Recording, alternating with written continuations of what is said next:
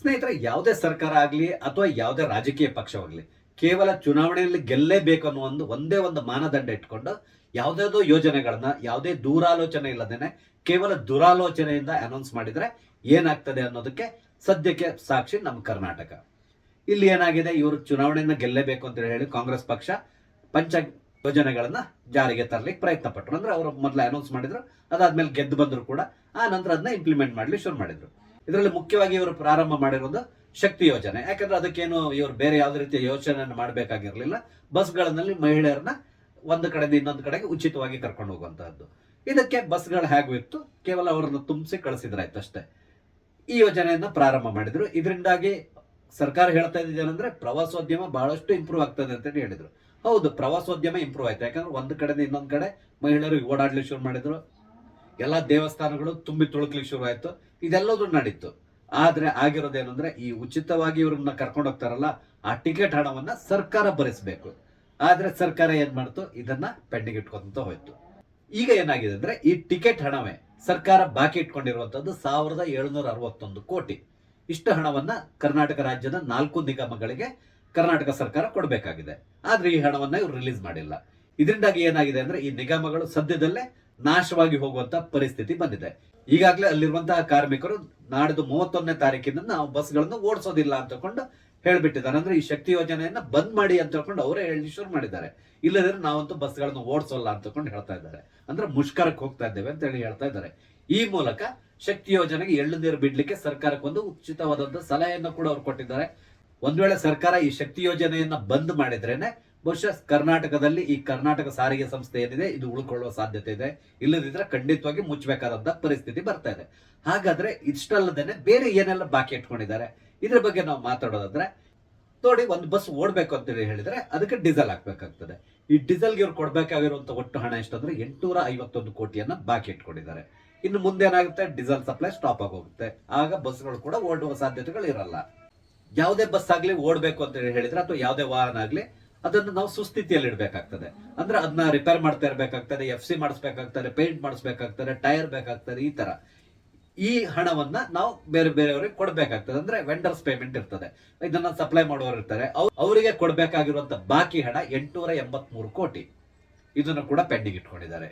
ಇನ್ನೊಂದು provident fund PF payments, ಇದು ಕೂಡ ಅಷ್ಟೇ 2994 ಕೋಟಿಯನ್ನ ಸರ್ಕಾರ ಬಾಕಿ ಇಟ್ಕೊಂಡಿದೆ. ಇದಾದ್ಮೇಲೆ ಆಗಾಗ ನಿವೃತ್ತಿ ಆಗ್ತಾ ಇರ್ತಾರಲ್ಲ, ಅವ್ರಿಗೆ ಕೂಡ ಇವ್ರು ಸೆಟಲ್ಮೆಂಟ್ ಮಾಡ್ಬೇಕಾಗ್ತದೆ. ಇದು 625 ಕೋಟಿ ಇಲ್ಲಿವರೆಗೆ ಪೆಂಡಿಂಗ್ ಇಟ್ಕೊಂಡಿದ್ದಾರೆ. ಅದನ್ನ ಕೂಡ ಕೊಟ್ಟಿಲ್ಲ. ಅಂದ್ರೆ ನಿವೃತ್ತರು ಇಲ್ಲಿವರೆಗೂ ಕೂಡ ಹಣ ಬರದೇನೆ ಆಫೀಸ್ಗೂ ಮನೆಗೂ ಓಡಾಡ್ತಾ ಇದ್ದಾರೆ. ನಂತರ ಇನ್ನೊಂದೇನು ಅಂದ್ರೆ, 2020ರಲ್ಲಿ ಇವರ ಸಂಬಳವನ್ನ ಜಾಸ್ತಿ ಮಾಡ್ಲಾಯ್ತು. ಅಂದ್ರೆ ಇಂಕ್ರಿಮೆಂಟ್ ಕೊಡ್ಲಾಯ್ತು. ಇದರ ಹಣ ಕೂಡ ಅಷ್ಟೇ ಇಲ್ಲಿವರೆಗೂ ಕೂಡ ಕೊಟ್ಟಿಲ್ಲ. ಅದು ಒಟ್ಟಿಗಿರೋದು ಇಲ್ಲಿವರೆಗೆ 314 ಕೋಟಿ. ಇಷ್ಟು ಹಣವನ್ನ ಬೇರೆ ಅಂದ್ರೆ ಎಂಪ್ಲಾಯ್ಸ್ ಕೊಡ್ಲಿಕ್ಕಿದೆ. ಅದೇ ಸ್ಪೇರ್ ಪಾರ್ಟ್ಸ್, ಡೀಸೆಲ್, ಈ ರೀತಿ ಟೋಟಲ್ ಆಗಿ ಪೆಂಡಿಂಗ್ ಇಟ್ಕೊಂಡಿದೆ ಸರ್ಕಾರ. ಇಲ್ಲಿವರೆಗೂ ಕೂಡ ರಿಲೀಸ್ ಮಾಡಿಲ್ಲ. ಹಾಗಾಗಿ ಮುಂದಿನ ದಿನಗಳಲ್ಲಿ ಏನಾಗ್ತದೆ, ಈ ಎಂಪ್ಲಾಯ್ಸ್ ಕೂಡ ಇಂಟ್ರೆಸ್ಟ್ ಅನ್ನ ಕಳ್ಕೊಂತಾರೆ. ಯಾಕಂದ್ರೆ 1,25,000 ಎಂಪ್ಲಾಯ್ಸ್ ಈ ಒಂದು ಸಂಸ್ಥೆಗಳಲ್ಲಿ ಇದ್ದಾರೆ. ಇವರಿಗೆ ಏನ್ ಹೇಳ್ತಾ ಇದ್ದಾರೆ, ನಾವು 31ನೇ ತಾರೀಕಿನ ರಾತ್ರಿಯಿಂದ ಬಸ್ ಅನ್ನು ಓಡಿಸಲ್ಲ, ನಾವು ಮುಷ್ಕರವನ್ನು ಹೂಡ್ತಾ ಇದ್ದೇವೆ, ತಮ್ಮ ಹಣವನ್ನ ಪಾವತಿ ಮಾಡಿ, ಇಲ್ಲ ಅಂದ್ರೆ ಈ ಶಕ್ತಿ ಯೋಜನೆ ನಿಲ್ಲಿಸ್ಬಿಡಿ. ಯಾಕಂದ್ರೆ ಪ್ರತಿದಿನ ಏನಾಗ್ತದೆ ಅಂದ್ರೆ, ಈ KSRTC ಅಥವಾ BMTC ಅಲ್ಲಿ ಓಡಾಡುವವರು ಹಣ ಕೊಟ್ಟೆ ಓಡಾಡ್ಬೇಕು. ಅಂದ್ರೆ ಕ್ಯಾಶ್ ಫ್ಲೋ ಇರ್ತಾ ಇತ್ತು. ಈಗ ಏನಾಗಿದೆ, ಕ್ಯಾಶ್ ಫ್ಲೋ ಇಲ್ಲ. ಕ್ಯಾಶ್ ಫ್ಲೋ ಇಲ್ಲ ಅಂತ ಹೇಳಿದ್ರೆ ಸರ್ಕಾರ ಇವರಿಗೆ ಹಣ ಕೊಡಬೇಕು. ಸರ್ಕಾರ ಹಣ ಕೊಡ್ತಾ ಇಲ್ಲ. ಹಾಗಾದ್ರೆ ಇವ್ರು ಎಲ್ಲಿಗೆ ಹೋಗ್ಬೇಕು ಹೇಳಿ, ಹೇಗೆ ಓಡಿಸ್ಲಿಕ್ಕೆ ಆಗುತ್ತೆ? ಇದರಿಂದಾಗಿ ಈಗ ಸಂಪೂರ್ಣವಾಗಿ ನಷ್ಟಕ್ಕೆ ಈ ಎಲ್ಲಾ ಸಂಸ್ಥೆಗಳು ದೂಡಲ್ಪಟ್ಟಿದೆ. ಟೋಟಲ್ ಆಗಿ ಇಲ್ಲಿವರೆಗೆ 4 ನಿಗಮಗಳಿಗೆ ಆಗಿರುವಂತಹ ನಷ್ಟ 1153 ಕೋಟಿ. ಇಷ್ಟು ನಷ್ಟವನ್ನ ಈ 4 ನಿಗಮಗಳು ಅನುಭವಿಸ್ತಾ ಇದೆ. ಇದರಿಂದಾಗಿ ಸದ್ಯದಲ್ಲೇ ಈ ಸಂಸ್ಥೆಗಳು ಬಾಗಿಲು ಹಾಕೋದು ನಿಶ್ಚಿತ ಅನ್ನಿಸ್ತಾ ಇದೆ. ಅದಲ್ಲದೇನೆ ಅವರ ಇನ್ನೊಂದು ಮುಖ್ಯವಾದ ಬೇಡಿಕೆ ಇದೆ. ಅದು ಏನು ಅಂದ್ರೆ, 2024ರ ಜನವರಿಯಿಂದನೇ ಇವರ ಸಂಬಳ ಪುನಃ ರಿವೈಸ್ ಆಗ್ಬೇಕಿತ್ತು.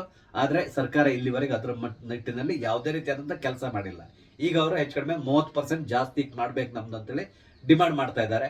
ಈ ಡಿಮಾಂಡ್ ಅನ್ನ ಸರ್ಕಾರ ರೀಚ್ ಆಗ್ಲಿಕ್ಕೆ ಕೂಡ ಸಾಧ್ಯ ಇಲ್ಲ. ಹಾಗಾಗಿ ಈಗ ಏನಾಗಿದೆ ಅಂತ ಹೇಳಿದ್ರೆ, ಬಹುಶಃ ಇಡೀ ದೇಶದಲ್ಲಿ ಒಂದು ಅತ್ಯುತ್ತಮವಾದ ಸಾರಿಗೆ ಸಂಸ್ಥೆ ಅಂತ ತಗೊಂಡು ನಮ್ಮ ಕರ್ನಾಟಕದ KSRTC ಹೆಸರನ್ನ ಪಡೆದಿತ್ತು. ಆದ್ರೆ ಈಗ ಈ ಸಂಸ್ಥೆ ಬಾಗಿಲು ಹಾಕುವಂತ ಪರಿಸ್ಥಿತಿ ಬಂದ್ಬಿಟ್ಟಿದೆ. ಎಲ್ಲೋದಕ್ಕಿಂತ ಮುಖ್ಯವಾಗಿ ನಿಮ್ಗೆ ಹೇಳ್ಬೇಕು ಅಂದ್ರೆ, ಬೇರೆ ರಾಜ್ಯಗಳ ಬಸ್ಗಳನ್ನ ಕೂಡ ನೀವು ನೋಡಿರ್ತೀರಾ. ಆದ್ರೆ ನಮ್ಮ ಸರೌಂಡಿಂಗ್ ಸ್ಟೇಟ್ಸ್ ನ ತಗೊಳ್ಳಿ, ಕೇರಳ ಇರ್ಬೋದು, ತಮಿಳುನಾಡು ಇರ್ಬೋದು, ಅಥವಾ ಆಂಧ್ರ ಪ್ರದೇಶದ ಬಸ್ಗಳಿರ್ಬೋದು, ತೆಲಂಗಾಣದ ಇರ್ಬೋದು, ಅಥವಾ ಗೋವಾದ ಕೂಡ ಇರ್ಬೋದು. ಈ ಎಲ್ಲ ಬಸ್ಗಳ ಜೊತೆಗೆ ನೀವು ಕಂಪೇರ್ ಮಾಡಿ ನೋಡಿದ್ರೆ ನಮ್ಮ ಬಸ್ಗಳು ಎಷ್ಟೋ ಉತ್ತಮವಾಗಿದೆ. ನೀವು ಒಂದು ಬಸ್ಸನ್ನ ಹತ್ತಿದ್ರು ಕೂಡ ನಿಮ್ಗೆ ಏನೋ ಒಂದು ಸ್ವಲ್ಪ ಶಾಂತಿ ನೆಮ್ಮದಿ ಇರ್ತದೆ, ಯಾಕಂದ್ರೆ ಕ್ಲೀನ್ ಆಗಿರ್ತದೆ.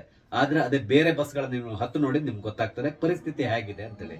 ಅಂತದ್ರಲ್ಲಿ ಇಷ್ಟೊಂದು ಸುಸ್ಥಿತಿಯಲ್ಲಿದ್ದಂತಹ ಒಂದು ಸಂಸ್ಥೆಯನ್ನ ಈ ಸರ್ಕಾರ ಕೇವಲ ಮತಗಳಿಕೆಯ ಯೋಚನೆಯಿಂದ ಏನೋ ಮಾಡ್ಲಿಕ್ಕೆ ಹೋಗಿ ಸಂಪೂರ್ಣವಾಗಿ ಈಗ ನಷ್ಟದ ಹಾದಿಗೆ ತಳ್ಳಿಬಿಟ್ಟಿದೆ. ಅದೇ ರೀತಿಯಲ್ಲಿ ಸದ್ಯದಲ್ಲೇ ಅವರು ಬಾಗಿಲು ಎಳೆಯುವಂತ ಪರಿಸ್ಥಿತಿಗೆ ಈ ಒಂದು ಯೋಜನೆಯಿಂದಾಗಿ KSRTC ಬಂದ್ಬಿಟ್ಟಿದೆ ಅಂತೇಳಿ ಹೇಳ್ಬೋದು.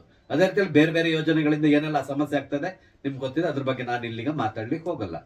ಸ್ನೇಹಿತರೆ, ಈ ಸರ್ಕಾರ ತಕ್ಷಣವಾಗಿ ಶಕ್ತಿ ಯೋಜನೆಯನ್ನ ನಿಲ್ಲಿಸಬೇಕಾ ಅಥವಾ ಕಂಟಿನ್ಯೂ ಮಾಡ್ಬೇಕಾ? ಕಂಟಿನ್ಯೂ ಮಾಡೋದಾದ್ರೆ ಹಣವನ್ನು ಇಲ್ಲಿಂದ ತರ್ತಾರೆ, ಪುನಃ ಎಲ್ಲೋ ಹೋಗಿ ಸಾಲವನ್ನು ತಗೊಂಡ್ ಬರ್ತಾರೆ, ಪುನಃ ಆ ಸಾಲವನ್ನು ತೀರ್ಸೋರು ಯಾರು? ನಾವು ನೀವು ತೀರಿಸ್ಬೇಕು ಹೊರತು ಸರ್ಕಾರ ಅಂತೂ ಅದ್ರ ಬಗ್ಗೆ ತಲೆ ಕೆಡಿಸ್ಕೊಡಲ್ಲ. ಯಾಕಂದ್ರೆ ಇವತ್ತು ಈ ಸರ್ಕಾರ ಇರ್ತದೆ, ನಾಳೆ ಇನ್ನೊಂದು ಸರ್ಕಾರ ಬರ್ತದೆ, ಆ ಸರ್ಕಾರ ಬಂದಾಗ ಪುನಃ ಸಾಲ ಮಾಡ್ತಾರೆ ಅಷ್ಟೇ. ಇವರಿಗೆ ಆ ಜವಾಬ್ದಾರಿ ಇರೋಲ್ಲ, ಯಾಕಂದ್ರೆ ಈಗಿರುವ ಸರ್ಕಾರಕ್ಕೆ ಆ ಜವಾಬ್ದಾರಿ ಇಲ್ಲ. ಇದು ಯಾವುದೇ ರೀತಿಯಾದಂತಹ ವೈಯಕ್ತಿಕ ಸಾಲ ಅಲ್ಲ. ವೈಯಕ್ತಿಕ ಸಾಲ ಆದ್ರೆ ನಾನ್ ಮಾಡಿರೋ ಸಾಲವನ್ನು ನಾನೇ ತೀರಿಸ್ಬೇಕು, ಇದು ಹಾಗಲ್ಲ. ಸರ್ಕಾರ ಮಾಡುವಂತ ಸಾಲ, ಸರ್ಕಾರ ಮಾಡುವ ಸಾಲವನ್ನು ಸರ್ಕಾರ ತೀರಿಸ್ಬೇಕು, ಸರ್ಕಾರ ತೀರಿಸ್ಲಿಕ್ಕೆ ಪುನಃ ಮಾಡೋದವರು ಸಾಲವೇ ಅಷ್ಟೇ. ಈ ರೀತಿ ನಡೀತಾ ಹೋಗ್ತಾ ಇರ್ತದೆ. ಇದರಿಂದಾಗಿ ರಾಜ್ಯ ಅಂತೂ ಉದ್ಧಾರ ಆಗಲ್ಲ. ಈಗಾಗಲೇ ಹಲವಾರು ರಾಜ್ಯಗಳು ಈ ತರಹದಂತ ಯೋಜನೆಗಳಿಂದಾಗಿ ದಿವಾಳಿ ಅಂಚಿಗೆ ಬಂದ್ಬಿಟ್ಟಿದೆ. ಸದ್ಯದಲ್ಲೇ ಕರ್ನಾಟಕ ಸರ್ಕಾರ ಕೂಡ ಅದೇ ಪರಿಸ್ಥಿತಿ ತಲುಪ್ತಾ ಇದೆ. ಸ್ನೇಹಿತರೆ, ಇದ್ರ ಬಗ್ಗೆ ನಿಮ್ಮ ಅನಿಸಿಕೆಯನ್ನು ದಯವಿಟ್ಟು ಕಮೆಂಟ್ ಮುಖಾಂತರ ತಿಳಿಸಿ. ಅದೇ ರೀತಿಯಲ್ಲಿ ದಯವಿಟ್ಟು ನನ್ನ ಚಾನಲ್ ಸಬ್ಸ್ಕ್ರೈಬ್ ಮಾಡಿ, ನಂಗೆ ಸಪೋರ್ಟ್ ಮಾಡಿ. ನಮಸ್ತೆ, ಜೈ ಹಿಂದ್.